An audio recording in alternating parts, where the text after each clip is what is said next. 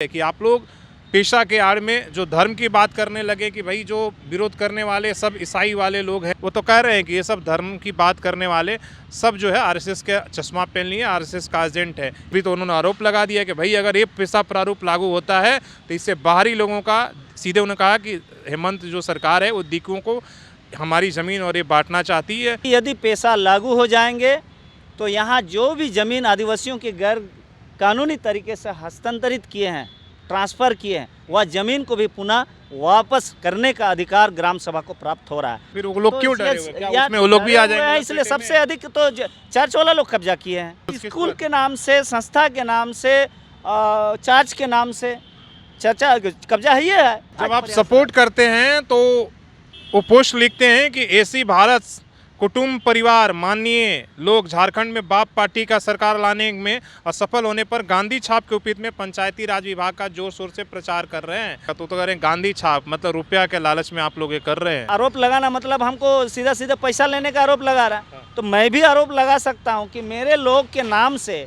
जो जेल गए थे उनको निकालने के नाम से, उनको मदद करने के नाम से विदेशियों से फंड लिया था, ये क्राउड फंडिंग करवाया हुआ था। लोग बड़ा कंफ्यूज हो रहे हैं कि भाई आप भी जब हमला कर रहे हैं तो सरकार को कह रहे हैं कि सरकार की नीयत पर सवाल उठाया जा रहा है कि भाई सरकार इसमें पूरी तरीके से खामोश है।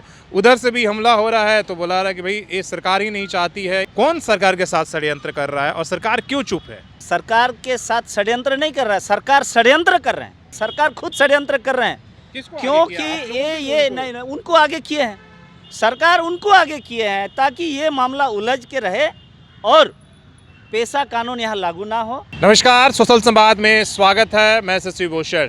आपने लगातार पेशा को लेकर संवाद देखा होगा। जो एक पक्ष लगातार जो है हर हाल में विरोध करने पर उतारू है और बात पेशा से निकलकर अब आदिवासी बुद्धिजीवी में ही सरना, ईसाई और पता नहीं क्या क्या बातें होने लगी है और कोई किसी का भी जो है एक तरीके से ऊपर हमला करने के लिए तीखा हमला कर रहा है। एक दूसरे को जो है समाज का अपने आप में धोखाबाज, दगाबाज, षड्यंत्रकारी सब कुछ बता रहा है। हमारे साथ कृष्णा हंसदा हैं। इन्होंने भी जब पिछले दिन इनसे बात हुई थी और उसके बाद आपने देखा था कि जो लोग विरोध कर रहे हैं, ग्लेडसेन डुंगडुंग और तमाम सारे लोगों ने, उनका हमला और तेज हुआ और कहा था कि भाई जो सरना, ईसाई इस तरह की बात कर रहे हैं वो सब आरएसएस का एजेंट है।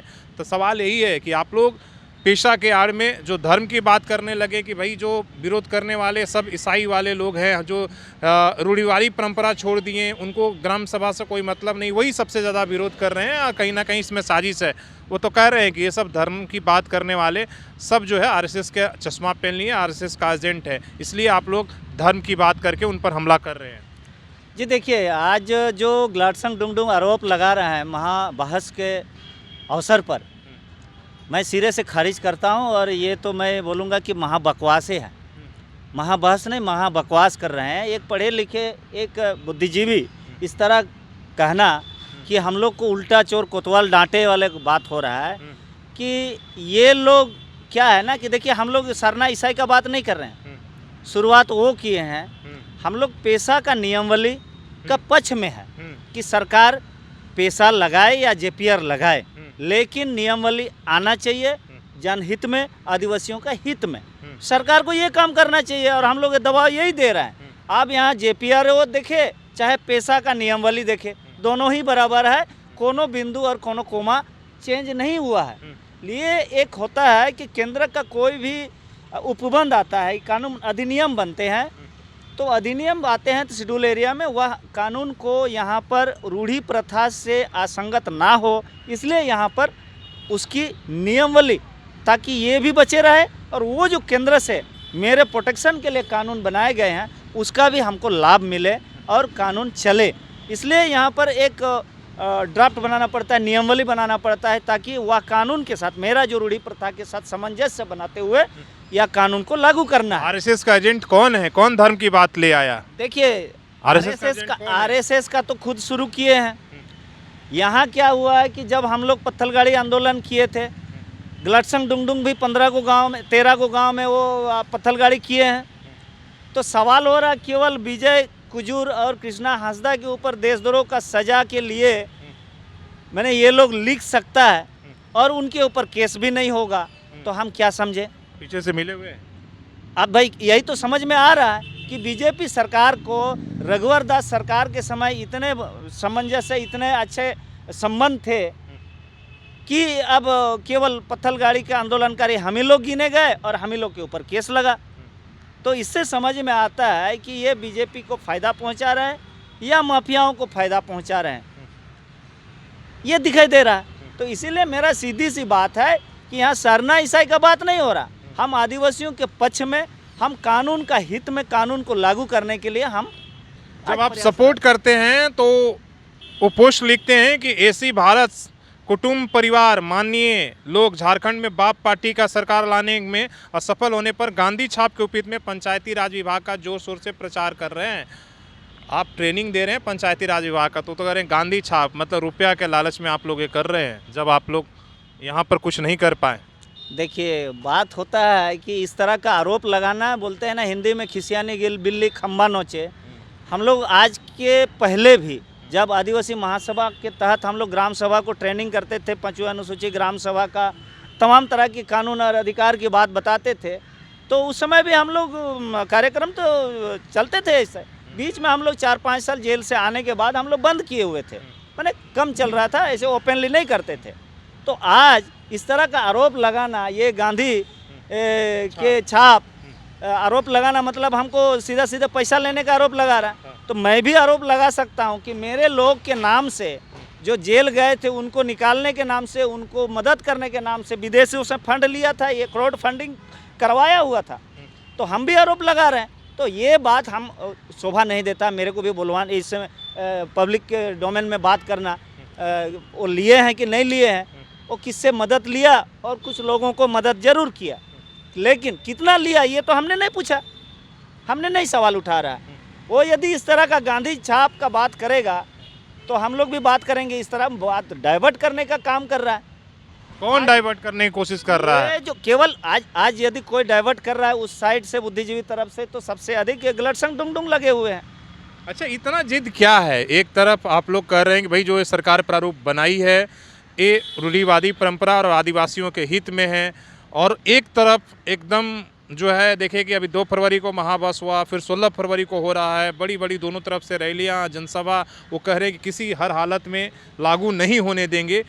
इसके पीछे इतना क्या ऐसा है जो कि मतलब दोनों पक्षों में कि नहीं, पीछे कहानी क्या है? कौन किसको फ़ायदा पहुंचाना चाहे? अभी तो उन्होंने आरोप लगा दिया कि भाई अगर ये पैसा प्रारूप लागू होता है तो इससे बाहरी लोगों का, सीधे उन्होंने कहा कि हेमंत जो सरकार है वो दीकुओं को हमारी ज़मीन और ये बांटना चाहती है अगर ये प्रारूप लागू हो गया। प्रारूप में सीधी सी यहाँ पर स्पष्ट है और क्लियर कट है कि यदि पैसा लागू हो जाएंगे तो यहाँ जो भी ज़मीन आदिवासियों के गैर कानूनी तरीके से हस्तांतरित किए हैं, ट्रांसफ़र किए हैं, वह ज़मीन को भी पुनः वापस करने का अधिकार ग्राम सभा को प्राप्त हो रहा है। तो इसमें कहाँ से ज़मीन आदिवासियों का जा रहा है? तो फिर वो लोग क्यों डरे हुए? क्या उसमें वो लोग भी आ डरे हुए हैं, जाएंगे? इसलिए सबसे अधिक तो चर्च वाला लोग कब्जा किए हैं। सबसे अधिक आज रांची में देखिएगा चर्च वाला लोग कब्जा करके रखा है। स्कूल के नाम से, संस्था के नाम से, चर्च के नाम से चर्चा कब्जा ही है। उसका भी आप लोग खाली कराएंगे? आप ग्राम सभा चाहेंगे तो कर सकता है। देखिए, आप लोग रांची में लगातार अभियान आपकी जो पार्टी के हैं वो जमीनों के खिलाफ कर रहे हैं। बिल्कुल बिल्कुल, हमारे एक टीम लगे हुए हैं। भारत आदिवासी पार्टी वाले ये बिना पैसा कानून का लगे ही जमीन वापसी करा रहे हैं। यदि ये कानून लागू हो जाएंगे, धरातल पर आ जाएंगे, तो वह जितने भी इस तरह के आपका ये ज़मीन कब्जा हुआ है, ये ज़मीन कब्जा हुआ है, ये ज़मीन को ये पूरी तरह से कानूनी अधिकार हमको मिल जाएगा। आप लोगों से ज़्यादा वो लोग इसलिए बाप पार्टी पेशा, हाँ, इस तरह का बात कर रहे हैं। एसी भारत ये सब कुछ नहीं है। एसी भारत का आज तक हम लोग कहीं पर बात नहीं किए हैं। जो किया है आज तक वो एरिया में नहीं रहता है। जो किए हैं, जो लाए हैं एसी भारत सरकार को, जो एसी भारत सरकार को खूंटी और रांची में प्रचार किया, आज तक वो खूंटी में रहते नहीं हैं, गायब है आदमी। तो सवाल हो रहा है जो किया आप उसको कहिए, आप उसको कहिए, हमको काहे कहेंगे भाई? वो तो चर्च वाला लाए हैं, यूसुफ पूर्ति लाए हैं, यूसुफ पूर्ति लाए हैं जो मिशन से बिलोंग करता है। मैं तो मिशन का नहीं हूँ, तो क्या समझा जाएगा? एसी भारत सरकार वो लोग कर रहा है या मैं कर रहा हूँ? सवाल समझ में नहीं आ रहा है, लोग बड़ा कंफ्यूज हो रहे हैं कि भाई आप भी जब हमला कर रहे हैं तो सरकार को कह रहे हैं कि सरकार की नीयत पर सवाल उठाया जा रहा है कि भाई सरकार इसमें पूरी तरीके से खामोश है। उधर से भी हमला हो रहा है तो बोला रहा है कि भाई ये सरकार ही नहीं चाहती है, इसलिए जो है ये प्रारूप अगर लागू करती है तो आदिवासियों का ज़मीन। कौन सरकार के साथ षड्यंत्र कर रहा है और सरकार क्यों चुप है? नहीं, षड्यंत्र सरकार के साथ षड्यंत्र नहीं कर रहा है, सरकार षड्यंत्र कर रहे हैं। ये समझने की बात है, सरकार खुद षड्यंत्र कर रहे हैं। किसको आगे क्योंकि किया? आप लोगों ये को? नहीं, उनको आगे किए हैं, सरकार उनको आगे किए हैं ताकि ये मामला उलझ के रहे और पेशा कानून यहाँ लागू ना हो। ये जो आज जितने भी आप देख रहे हैं ना, मैया योजना या तरह तरह के आदिवासियों को बुड़बक बनाने की योजना, 5 किलो राशन योजना, ये सब जो चला रहे हैं ये कहाँ से चलेगा? जब तक आपका ज़मीन का अधिकार उनके पास नहीं रहेगा, ज़मीन का अधिकार यदि ग्राम सभा में आ जाए तो फिर ये हमको कहाँ से देगा? आज तो उसी से पैसा आ रहा है ना। आज ज़मीन में ना कोई भी स्ट्रक्चर बनेगा, कंपनी खड़ा होंगे तो कंपनी को तो ज़मीन आज रिबड़ी के भाव में दे रहे हैं। आज देख लीजिए 2.5 करोड़ 2,500 फैक्ट्रियाँ आदितपुर में है। आदितपुर एरिया से लेकर के सरायकेला जिला में सबसे अधिक, एशिया का सबसे बड़ा इंडस्ट्रियल हब है। तो सवाल हो रहा है आदिवासी का ज़मीन कैसे जा रहा है? सेंट्रल गवर्नमेंट के अधीन में है वन भूमि, वो कैसे करके बंदोबस्ती हो रहा है? ये बहुत सारे सवाल है। तो ये सरकार नहीं चाहते हैं कि ये पेशा कानून लागू हो, तो किसी तरह का झमेला क्रिएट कर दिए, झमेला क्रिएट कर रहे हैं। वो समझ रहे हैं, ऐसे बात नहीं कि डुंगडुंग जी बुड़बक आदमी है, वो सुलझे हुए हैं, समझदार हैं, लेकिन समझ के प्रयोजित है। और हम लोग जो बात कह रहे हैं, भाई दस्तावेज मैं रखा हूँ, ये दस्तावेज दिखा रहा हूँ, इसमें कहीं पर भी नहीं लिखा हो कि ग्राम सभा का आहित में तो है ही नहीं। ग्राम सभा को इसमें सशक्तिकरण हो रहा है, इनको आर्थिक रूप से, सामाजिक रूप से, राजनीतिक रूप से और आपको जुडिशियरी रूप में इनको ताकत मिल रहा है।